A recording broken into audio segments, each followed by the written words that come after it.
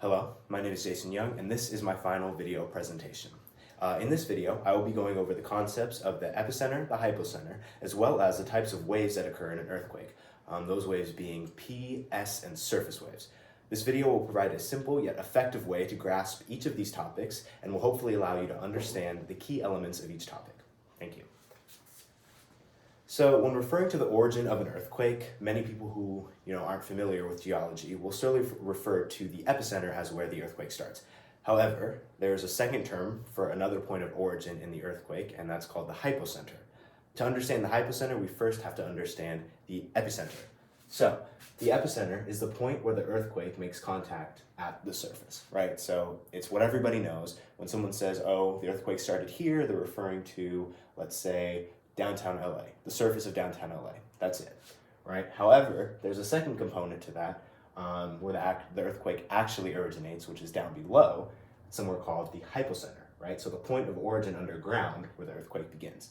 Now, if you take a look at this diagram here, you'll notice the hypocenter, which is below ground. So basically, the hypocenter is the underground point of origin for the earthquake. What the hypocenter will do will send the different types of body waves, which we'll get into later, up towards the epicenter, which will then push them out in a radial fashion along the surface. So the body waves are usually pushed up from the hypocenter and outwards from the epicenter. The stronger the magnitude of the earthquake, the stronger and further the body waves will be pushed out. So now that we're familiar with the point of origins that earthquakes have, we can take a look at the types of energy or waves that are generated from each of the points. So there are three types of waves generated from the points of origin on an earthquake. We have P waves, S waves, and surface waves. Now we'll get into each of those a little bit later, but for now, a helpful acronym that I use to remember these waves and the order in which they occur is PSS, or Pretty Scary Snakes. Pretty and scary don't really have much to do with the actual type of waves, but snakes actually do for surface waves, and I'll get into that a little bit later. So first we're going to talk about P waves. Now those, also called the primary waves, are the first waves to arrive or hit in an earthquake. They move in a compressional motion, meaning they move towards each other and they just go along. They travel faster than S waves at 5 to 8 kilometers per second, so that's pretty fast. And they do start at the hypocenter. So they start down below and they're pushed up and outwards when they hit the epicenter. So what's familiar about P waves is when someone usually refers to, oh, we're having an earthquake, right? That first initial sudden sharp jolt, those are the P waves. Those typically don't last very long, and it's just that quick initial, okay, we're in an earthquake, better take cover and whatnot. Okay, now that we've talked about P waves, we can move on to S waves, which are second in the list, and they're also known as the secondary waves. So the S waves move in a shear motion, which is like a wiggling motion. So when you feel these in an earthquake, usually if you try to move, which you really shouldn't be unless you're in immediate danger, these waves are going to make it hard to stand, right? Because they're wiggling through the ground and they're just moving you around. They're throwing you off balance, and you're not going to be able to move very well, right? They travel at 3.5 to 4.5 kilometers per second. They move faster than P waves, but they travel slower. So I know that's kind of weird, but they move from the hypocenter faster, but then when they actually reach the surface, they're actually traveling a little bit slower. So I know that's confusing, but it is what it is. They're actually also more destructive than P waves simply because of the way they move. They start at the hypocenter, like P waves, which brings me to the next part, that both P and S waves are body waves. So body waves meaning they're the first part of the earthquake and they actually start at the hypocenter, because surface waves do not. All right, now that we've talked about P waves and S waves, we can move on to the final type of wave, which is called surface waves. Surface waves also include Love and Rayleigh waves, but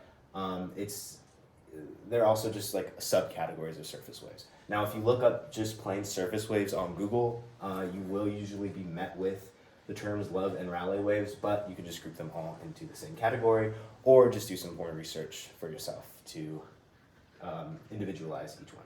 So they travel actually along the surface of the Earth, and as they get weaker, they just fade downward and die out. They move as one rolling motion, which we'll get into, and that'll bring us back to the significance of the snakes aspect of the acronym later.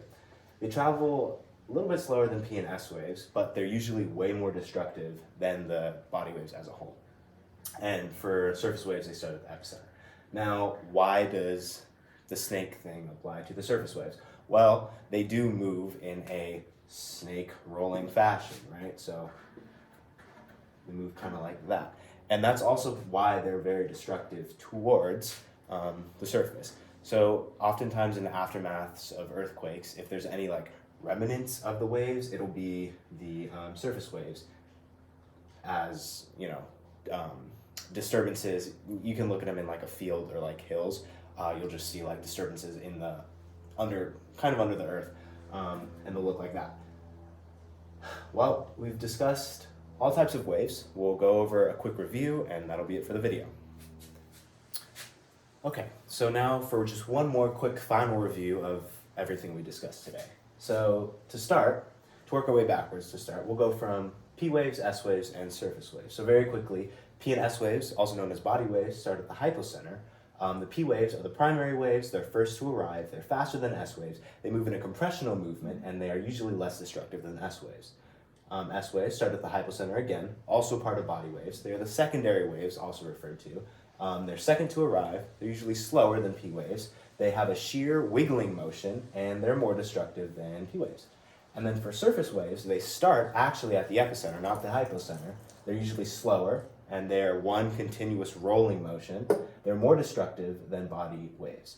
Right, so now taking it back to the epicenter and the hypocenter, where these waves actually originate from. So the epicenter, what most people think is just the overall start of the earthquake, is actually just the start of the earthquake on the surface. So the recorded start of the earthquake on the surface, right? That's where we get the origin of surface waves.